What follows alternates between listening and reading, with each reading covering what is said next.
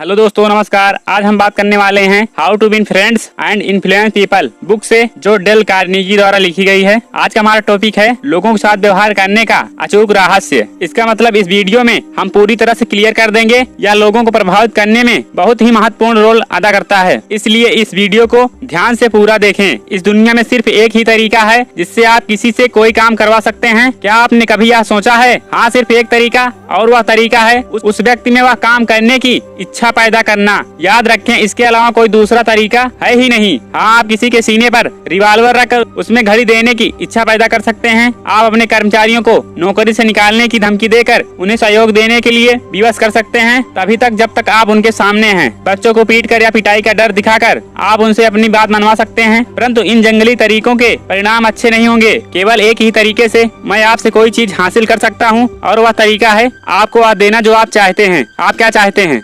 Sigmund Freud ने कहा था कि किसी भी काम करने के पीछे मनुष्य की दो मूलभूत आकांक्षाएं होती हैं, सेक्स की आकांक्षा और महान बनने की आकांक्षा। अमेरिका के महान दार्शनिक जॉन इंड्रयू ने इसी बात को जरा अलग ढंग से कहा था। जॉन डायू ने कहा था कि इंसान में सबसे गहन आकांक्षा महान बनने की आकांक्षा होती है। इस वाक्य को याद रखें, महान बनने की आकांक्षा, यह महत्वपूर्ण है। हम इस वीडियो में इस वाक्य के बारे में बार बार सुनेंगे, इसलिए यह बहुत ही महत्वपूर्ण है। आप क्या चाहते हैं? वैसे तो हम ढेर सारी चीजें चाहते हैं, परंतु बहुत कम चीजों को हम इतनी प्रबलता से चाहते हैं कि उनके बिना हमारा काम ही नहीं चल सकता। ज्यादातर लोगों में इन चीजों की आकांक्षा होती है। नंबर 1, स्वस्थ और जीवन का संरक्षण। नंबर 2, भोजन। नंबर 3, नींद। नंबर 4, पैसा और पैसे से खरीदी जाने वाली वस्तुएं। नंबर 5, परलोक सुधारना। नंबर 6, सेक्स की संतुष्टि। नंबर 7, बच्चों का कल्याण। और लगभग यह सभी आकांक्षाएं आमतौर पर पूरी हो जाती हैं या संतुष्ट हो जाती हैं, सिवाय एक के जो उतनी ही गहन और प्रचंड होती है, यानी कि भोजन और नींद की आकांक्षा। और वह आकांक्षा शायद ही कभी संतुष्ट होती है। इस आकांक्षा को फ्रायड ने महान बनने की आकांक्षा कहा है, और जॉन ड्रू ने महत्वपूर्ण बनने की आकांक्षा कहा है। लिंकन ने एक बार एक पत्र की शुरुआत में लिखा था, हर एक को तारीफ अच्छी लगती है। विलियम जेम्स ने कहा था, हर मनुष्य की दिल की गहराई में यह लालसा छुपी होती है कि उसे सराहा जाए। गौर करें, उसने इस आकांक्षा को इच्छा, चाह या कामना नहीं कहा है, उसने कहा सराहे जाने की लालसा। यह एक ऐसी मानवीय भूख है जो अस्थायी है, और वह दुर्लभ व्यक्ति जो लोगों की इस प्रशंसा की भूख को संतुष्ट करता है, लोगों को वश में कर सकता है। लोग उससे इतना प्रेम करेंगे कि दफनाने वाले तक उसकी मौत पर दुखी होंगे। इंसान और जानवरों में यही फर्क है कि इंसान में महत्वपूर्ण होने की आकांक्षा होती है। अगर हमारे पूर्वजों में महत्वपूर्ण होने की यह आकांक्षा इतनी प्रबल नहीं होती तो सभ्यता का विकास असंभव था। इसके बिना हम आज भी जानवरों की तरह ही रह रहे होते। महत्वपूर्ण होने की इसी आकांक्षा के कारण एक अशिक्षित और गरीब ग्रासरी क्लर्क कानून की किताबों पढ़ने के लिए प्रेरित हुआ, जो उसने रद्दी वाले से 50 सेंट में खरीदी थी। आपने शायद उस ग्लासरी कलर का नाम सुना होगा, उसका नाम लिंकन था। इसी आकांक्षा की वजह से रॉकफेलर ने करोड़ों डॉलर जमा किए और कभी खर्च नहीं किया। इसी आकांक्षा के कारण आपके शहर में सबसे अमीर परिवार एक ऐसा घर बनाता है जो उसके जरूरत के हिसाब से बहुत बड़ा होता है। यही आकांक्षा आपसे लेटेस्ट फैशन के कपड़े पहनवाती है, लेटेस्ट कार खरीदवाती है, और आपके अपने होशियार बच्चों के बारे में बातें करवाती है। यही आकांक्षा कई लड़के लड़कियों को गैंग में शामिल करवा कर उनसे अपराध करवाती है। न्यूयॉर्क के पूर्व पुलिस कमिश्नर ईपी मलरोनी के अनुसार औसत युवा अपराधी में इतना ईगो होता है कि गिरफ्तार होने के बाद उनकी सबसे पहली मांग उन अखबारों को पढ़ने की होती है जिन्होंने उसे हीरो बना दिया। वे बाद में मिलने वाली सजा को लेकर उतने चिंतित नहीं होते जितने कि अखबारों में नामी खिलाड़ियों, फिल्म और टीवी स्टार और राजनेताओं के साथ अपनी तस्वीर छपी देखकर खुश होते हैं। आप मुझे बता दें कि किस बात से आपको महत्वपूर्ण होने का अनुभव होता है। मैं आपको बता दूंगा कि आप क्या हैं। इस बात से आपका चरित्र निर्धारित होता है। यह आपके बारे में सबसे महत्वपूर्ण बात है। जॉन डी रॉकफेलर को चीन के पीकिंग शहर में एक अस्पताल बनाने के लिए करोड़ों रुपए दान देने में महत्वपूर्ण होने का एहसास होता था। ऐसे लाखों गरीब लोगों के भले के लिए जिन्हें वे कभी उन्होंने ना देखा है और ना ही कभी देख पाएंगे। दूसरी तरफ डिलिंजर एक लुटेरा, बैंक डकैत और हत्यारा बनने में महानता का अनुभव करता था। जब FBI के एजेंट उसे खोज रहे थे तो वह मिनेसोटा के एक फार्म हाउस में घुसा और उसने कहा, मैं डिलिंजर हूँ। उसे इस बात पर जानकर गर्व था कि वह देश का सबसे चर्चित अपराधी है। उसने कहा, मैं तुम्हें नुकसान नहीं पहुंचाऊंगा, परंतु मैं डिलिंजर हूँ। हाँ, डिलिंजर और रॉकफेलर में यह महत्वपूर्ण अंतर था कि उन्हें महत्वपूर्ण होने का अनुभव अलग अलग चीजों से होता था। इतिहास ऐसे रोचक उदाहरणों से भरा पड़ा है कि प्रसिद्ध लोगों ने महत्वपूर्ण होने की अपनी आकांक्षा को किस तरह अभिव्यक्त किया। सहानुभूति और ध्यान आकर्षित करने के लिए तथा महत्वपूर्ण होने का अनुभव करने के लिए लोग बहाने बनाते हैं। मिसेज माइकिले को हीले उन्हें महत्वपूर्ण होने का एहसास तब होता था जब वे अपने पति को यानी अमेरिका के राष्ट्रपति को देश के महत्वपूर्ण मामले की अपेक्षा करने के लिए विवश कर देती थी। अमेरिका के राष्ट्रपति की यह पत्नी चाहती थी कि उनके पति अपने सारे काम धाम छोड़कर उनके पास घंटों बैठे रहें, अपने बाहों में लेकर उन्हें शांत करने की कोशिश करें। वे अपने पति का ध्यान खींचने की इतनी व्याकुल थी कि उन्होंने जोर देकर कहा कि दांतों के डॉक्टर के पास जाते समय भी उनका पति उनके साथ रहे। एक बार दांतों के डॉक्टर के पास अकेले जाना पड़ गया क्योंकि उस समय उनके पति का गृह मंत्री के साथ अपॉइंटमेंट था। तो इस छोटी सी बात पर इन श्रीमती जी ने तूफान खड़ा कर दिया। कई विशेषज्ञों का मानना है कि महत्वपूर्ण होने का एहसास ही कई लोगों को पागल हो जाने के लिए प्रेरित करता है। जो लोग पागल हो जाते हैं वे पागलपन के स्वप्न लोक में अपने आप को महत्वपूर्ण बना लेते हैं। वे खुद को वह महत्व देते हैं जो उन्हें असली दुनिया में नहीं मिल पाता है। अमेरिका में मानसिक रोगों से जितने मरीज पीड़ित हैं, उनकी संख्या बाकी सारी बीमारियों से पीड़ित रोगियों से अधिक है। पागलपन का क्या कारण है? इस सवाल का ठीक ठीक जवाब तो कोई नहीं दे सकता, पर कुछ बीमारियां जैसे सिफिलिस मस्तिष्क कोशिकाओं को नष्ट कर देती है और इसका परिणाम पागलपन होता है। दरअसल लगभग आधे मानसिक रोगों के पीछे शारीरिक कारणों को जिम्मेदार समझा जा सकता है, जैसे मानसिक आघात, अल्कोहल, मादक या विषैले पदार्थ और दुर्घटनाएं। और बाकी आधे पागल होने वाले लोगों की मस्तिष्क कोशिकाओं में कोई शारीरिक गड़बड़ी नहीं होती। पोस्टमार्टम प्रशिक्षणों में जब मरने वाले के मस्तिष्क ऊतकों को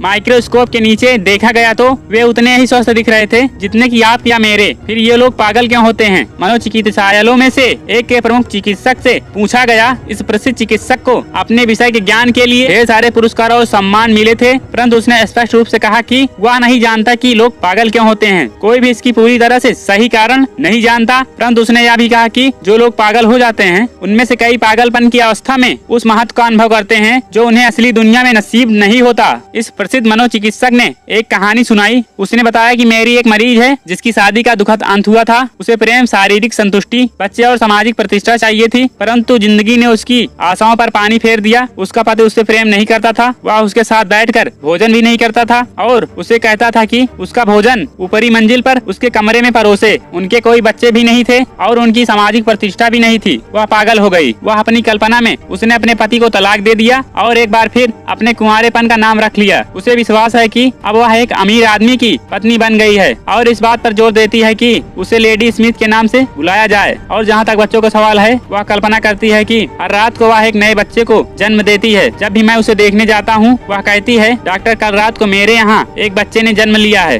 उसके सपने के जहाज हकीकत की चट्टानों से टकराकर चूर चूर हो गए, परंतु पागलपन के काल्पनिक टापुओं पर वह अपने सपनों को सच कर रही है। क्या यह दुखद है? वैसे उस डॉक्टर ने यह भी कहा, अगर मैं उसका पागलपन दूर करके एक बार फिर से की सोचने की शक्ति लौटा सकता तो भी शायद मैं ऐसा नहीं करता। वह आज जितनी खुश है उतनी खुश पहले कभी नहीं रही। अगर कई लोग महत्व की भावना के इतने भूखे हैं कि वे उसके लिए सचमुच पागल भी हो सकते हैं, तो जरा सोचिए कि मैं और आप अपने आसपास के लोगों को सच्ची प्रशंसा देकर कितना कुछ चमत्कार कर सकते हैं और कितना कुछ हासिल कर सकते हैं। चार्ल्स हवास एक जीनियस थे। चार्ल्स स्टील उद्योग के सबसे बड़े जानकार थे। चार्ल्स का मानना था कि उनके नीचे काम कर रहे कई लोग स्टील बनाने के बारे में उनसे ज्यादा जानते थे। चार्ल्स को स्टील उद्योग कंपनी में सबसे ज्यादा सैलरी मिलती थी। चार्ल्स का कहना है कि उन्हें इतनी ज्यादा सैलरी मिलने का सबसे बड़ा कारण यह था कि वे लोगों के साथ व्यवहार करने की कला में निपुण थे। चार्ल्स हवास कुछ ऐसे शब्द बताए जिनके हिसाब से चलने पर आपका और मेरा जीवन बदल जाएगा। चार्ल्स हवास ने कहा,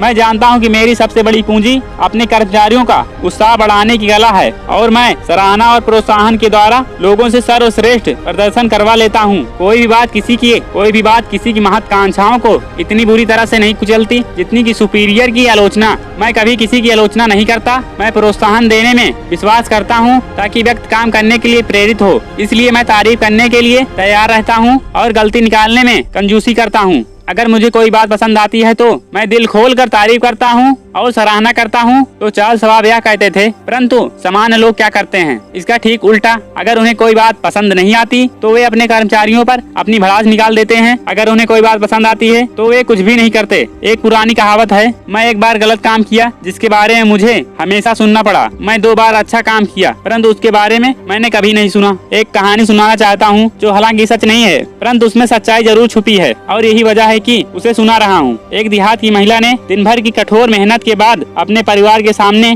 भोजन की जगह भूसे का ढेर रख दिया। जब पति और बेटों ने झुंझलाकर इस अजीब हरकत का कारण पूछा तो उस महिला ने जवाब दिया, मुझे लगता है कि तुम्हारा ध्यान इस तरफ जाता ही नहीं कि तुम्हारे सामने खाना रखा जाता है या भूसा। 20 साल से मैं तुम लोगों के लिए खाना बना रही हूँ परंतु तुम लोगों ने मुझे कभी यह नहीं बताया कि तुम लोग भूसा नहीं खा रहे हो। कुछ समय पहले घर से भागने वाली पत्नियों पर रिसर्च हुआ कि उनके घर से भागने के पीछे सबसे बड़ा कारण क्या है। क्या आप बता सकते हैं वह कारण क्या था? प्रशंसा का अभाव। और मैं शर्त लगा सकता हूँ कि यही घर से भागने वाली पत्नियों के बारे में भी सच होगा। हम अक्सर अपने पति पत्नी को यह बताने की जरूरत ही नहीं समझते कि हम उनसे प्रभावित हैं। एक व्यक्ति ने अपने जीवन की एक घटना सुनाई जिसमें उसकी पत्नी ने उससे एक आग्रह किया था। उसकी पत्नी और अन्य महिलाएं चर्चा में एक आत्म सुधार कार्यक्रम में शामिल हुए। एक दिन उसकी पत्नी ने उससे पूछा कि वह उसकी 6 खामियां बताएं जिन्हें सुधारने से वह एक बेहतर पत्नी बन जाए। उसका पति यह सुनकर हैरान रह गया। उसने कहा, सच कहा जाए तो मैं बड़ी आसानी से उसे 6 ऐसी बातों की सूची थमा सकता था जिनमें सुधारने की जरूरत थी, परंतु मैंने ऐसा नहीं किया। इसके बजाय मैंने उससे कहा,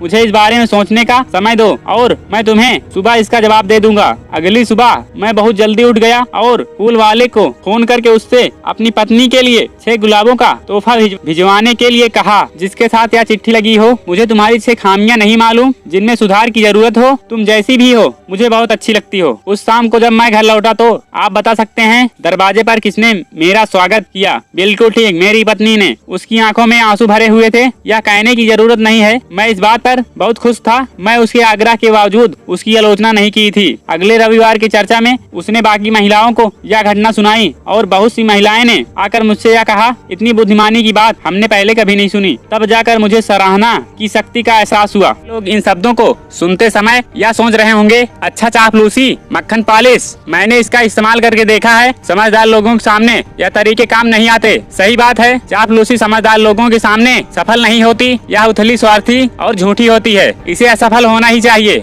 और असफल होती भी है। वैसे कई लोग तारीफ के इतने भूखे होते हैं कि वे चापलूसी को भी तारीफ समझकर उसे निगल लेते हैं। ठीक उसी तरह जिस तरह भूख से मरता आदमी घास और कीड़े मकोड़े तक खा लेता है। प्रशंसा और चापलूसी में क्या फर्क है? इसका जवाब बहुत आसान है। एक सच्ची होती है और दूसरी झूठी। एक दिल से निकलती है, दूसरी दांतों से। एक निस्वार्थ होती है और दूसरी स्वार्थपूर्ण। एक की सराहना होती है, दूसरे की हर जगह निंदा। राल्फ वॉल्डो इमर्सन ने कहा था, आप हमेशा वही कह पाएंगे जो आप हैं। अगर हमें सिर्फ चापलूसी ही करनी हो तो सबकी चापलूसी करके हम बड़ी आसानी से मानवीय संबंधों के एक्सपर्ट बन सकते हैं। जब हम किसी निश्चित समस्या के बारे में नहीं सोच रहे होते तो अपने खाली समय में 95% वक्त हम खुद के बारे में ही सोचते हैं। अगर हम खुद के बारे में सोचना थोड़ा कम कर दें और दूसरे व्यक्ति की अच्छाइयों के बारे में सोचने लगे तो हमें चापलूसी की जरूरत ही नहीं पड़ेगी, जिसे पहली नजर में अक्सर मुंह से निकलने से पहले ही पहचाना जा सकता है और बड़ी उथली और झूठी लगती है। आज की दुनिया में सच्ची तारीफ दुर्लभ हो गई है।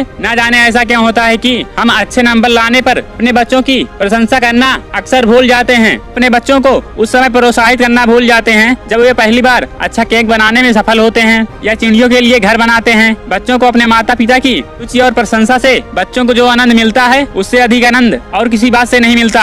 अगली बार जब आप अच्छे भोजन का आनंद लें तो रसोइये तक यह संदेश जरूर भिजवा दें कि खाना अच्छा बना था। हर पादरी, हर भाषण देने वाला और हर सार्वजनिक वक्ता जानता है कि अगर श्रोताओं की भीड़ में से एक भी व्यक्ति ताली न बजाए या तारीफ न करे तो कितना बुरा लगता है और उत्साह कितना कम हो जाता है। प्रोफेशनल पे जो लागू होता है वह ऑफिस, दुकानों, फैक्ट्रियों के कर्मचारियों, हमारे परिवार के सदस्यों और दोस्तों पर दुगना लागू होता है। अपने संबंधों में हमें यह कभी नहीं भूलना चाहिए कि हमारे सगी साथी भी इंसान हैं और तारीफ के भूखे हैं। हम अपनी उपलब्धियों, अपनी इच्छाओं के बारे में सोचना थोड़ा कम कर दें। हम चापलूसी को भूल जाएं। ईमानदारी से सच्ची प्रशंसा करें, दिल खोलकर तारीफ करें। अगर आप ऐसा करेंगे तो आप पाएंगे कि लोग आपके शब्दों को आप भूल जाएंगे पर वे नहीं भूल पाएंगे। तो आप किसी व्यक्ति में या किसी वस्तु में अच्छी चीज की तलाश करें और फिर उसकी सच्ची तारीफ करें। ऐसे करते करते आप सच्ची तारीफ करने की आदत डाल लेंगे।